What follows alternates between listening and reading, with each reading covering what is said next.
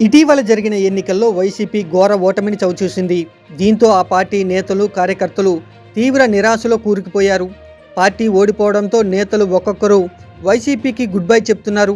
మాజీ మంత్రి రావెల కిషోర్ బాబు వైసీపీకి రాజీనామా చేయగా, విజయవాడ మాజీ ఎంపీ కేశినేని నాని రాజకీయాల నుంచి తప్పుకుంటున్నట్లు ప్రకటించారు.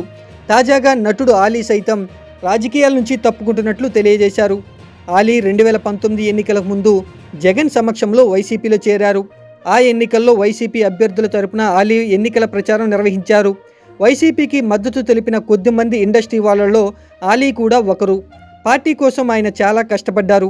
వైసీపీ అధికారంలోకి రావడంతో ఆలీకి ఎమ్మెల్సీ లేదా రాజ్యసభ పదవులు ఇస్తారనే ప్రచారం జరిగింది.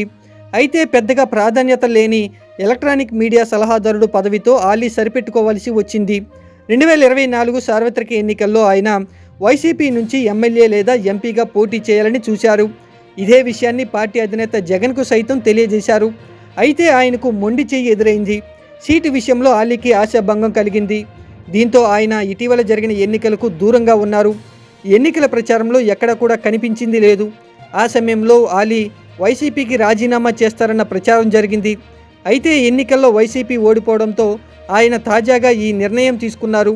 అయితే ఆలీ వైసీపీకి రాజీనామా వెనుక సినీ ఇండస్ట్రీకి చెందిన ఓ పెద్ద హస్తం ఉందనే వాదన తెర మీదకు వచ్చింది.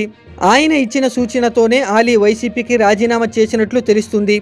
జగన్ ప్రభుత్వంలో సినీ ఇండస్ట్రీ చాలా అవమానాలను ఎదుర్కొందని, సినిమా వాళ్లను జగన్ ఘోరంగా అవమానించారని విషయాన్ని గుర్తు చేస్తూ పార్టీకి రాజీనామా చేయాలని ఆ వ్యక్తి ఇచ్చిన సలహాతోనే ఆలీ వైసీపీ నుంచి బయటకు వచ్చినట్లు తెలుస్తుంది. దీనికి తోడు మెగా ఫ్యామిలీకి వ్యతిరేకంగా ఉంటే సినిమాల్లో ఆఫర్లు కూడా రావనే భావనకు వచ్చిన తర్వాతే ఆలీ ఈ నిర్ణయం తీసుకున్నట్లు తెలుస్తుంది.